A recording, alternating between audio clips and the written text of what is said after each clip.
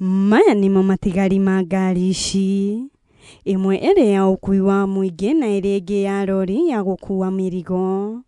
Mũtino ũrĩa ũhanĩkire kĩroko kĩa ũmũthĩ barabara-inĩ ya Nairobi gũthiĩ Naikuru na gũtiga andũ 3 makuĩte na angĩ 9 makĩhonia nguraro thibitarĩ-inĩ itiganĩte. Mũtino ũcio ũgĩkĩrwo mũkonde nĩ mũnene wa borithi Lemuru Mĩrĩgaciĩ.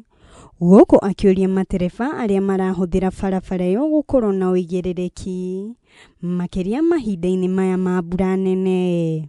Users of our roads to prioritize safety and also to observe speed limits as well as paying attention to the roads they are using.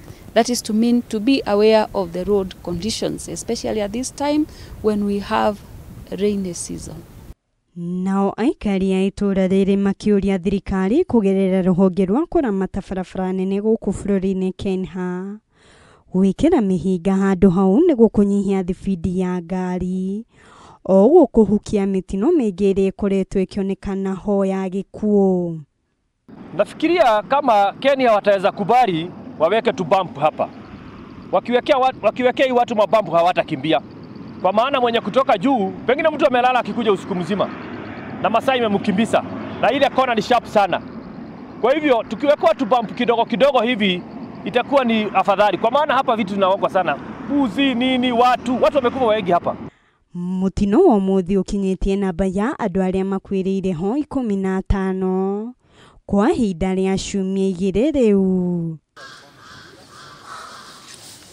Mĩĩrĩ ya arĩa makuire nĩ ĩtwarĩtwo nginyagia mocarĩ-inĩ ya Uplands Homes. Gũkũ nacio ngari icio cierĩ cikĩgucio nginyagia ceceni-inĩ ya borithi ya Tigoni. Handũ-inĩ ha Kameme TV njĩtagwo Naseku wa Kahũngũ.